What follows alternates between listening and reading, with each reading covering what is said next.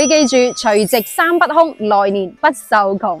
呢句說話係老祖宗留低落嚟嘅民間俗語，喺字面上嘅意思係話，如果你想嚟緊新嘅一年唔會窮嘅話，咁喺除夕夜有三樣嘢就唔可以空啦。咁呢三不空指嘅係邊三樣嘢啦吓？聽住啦，第一個就係燈不空。唔知你屋企有冇呢個習俗？我哋呢邊到依家都保留住呢一個習慣。無論阿媽平時有幾慳家套，但係一到除夕夜當晚就會點一盞燈，點到天光，好奢侈係咪？以前啲人係用火水燈噶嘛，就會留一盞，唔會吹熄佢嘅，一直點到天光。以前我係唔明點解嘅，但係後嚟先係知道，原來老一輩人認為點燈即係意味住光明咁解，亦都係意味住嚟緊新嘅一年充滿希望、美好嘅願望咁解。再加上老一輩嘅人認為通宵開燈係可以趕走呢個窮鬼，嚟緊新嘅一年可以財源廣進、順風順水咁話。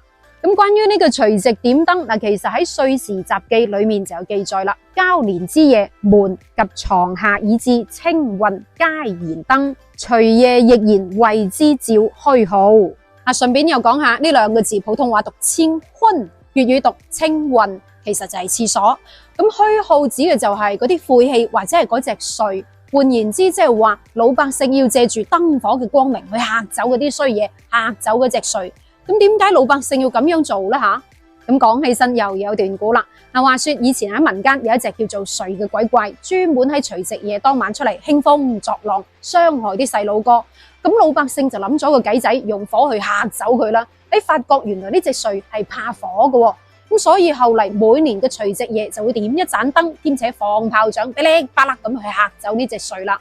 咁當然啦，呢一個只不過係民間傳說，其實都係老百姓用嚟祈求美好嘅願望，用嚟驅逐啲唔好嘅嘢嘅一個習俗。不過我哋呢邊就保留咗一個傳統嘅習俗，就喺除夕夜點燈迎接財神啦。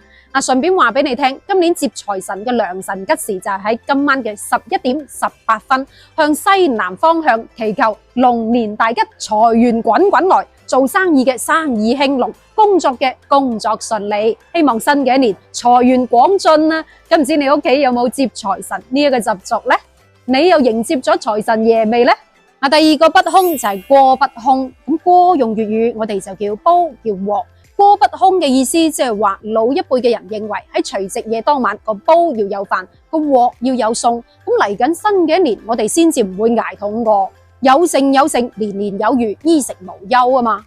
咁再加上團年飯都係一家人坐埋齊齊整整一齊食噶啦。咁鍋不空即係隨時有飯又有餸啦嘛，亦都象徵住家庭和諧、溫馨、團結、生活富足美好嘅時光。咁呢個鍋不空講起身又有段故咯。話說朱元璋，有關朱生事。話說朱元璋喺未做皇帝之前，咁有一次喺除夕夜想偷偷地鼠入人哋屋企偷一啲剩菜剩飯填飽個肚，可惜等佢偷偷地鼠入去揭開個煲之後，發覺原來係空嘅，先至知道原來呢一家人都係窮苦人家。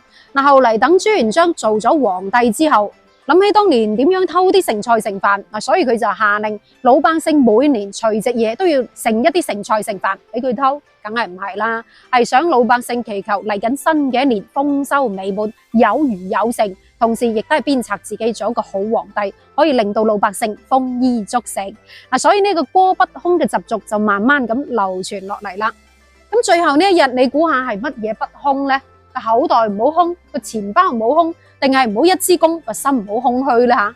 其實係屋裏不空，即係話喺除夕呢一日一定要有人喺屋企，屋企唔可以冇人氣。呢一個就係老一輩人講嘅守歲啦，守住屋企，唔好俾一啲晦氣啊、霉運啊有機可乘。有啲地方守歲係守到天光嘅，象徵住將一切嘅邪瘟啊、病疫啊驅走、趕走、照跑，期待喺新嘅一年吉祥如意、延年益壽咁話。所以我阿婆以前都係咁樣教我哋嘅，喺除夕夜就唔好去躝街啦，要乖乖地留喺屋企守歲。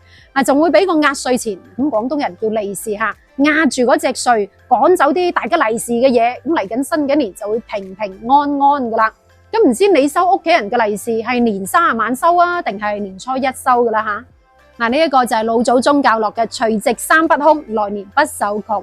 咁其實呢三不空都可以睇得出係離唔開人嘅，亦都可以睇得出老祖宗其實係想過年過節呢個咁大時大節嘅日子，可以一家人齊齊整整、完整美滿咁坐埋食返餐團年飯。所以如果未有返屋企同屋企人食團年飯嘅，不妨打返個電話去問候下啦。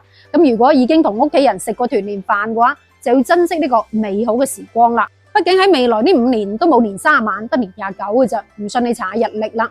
好啦，咁今期嘅問題係講下你嘅新年願望係乜嘢呢？到最後祝大家家門興旺、團圓美滿、身體健康。我哋下一年見，拜拜。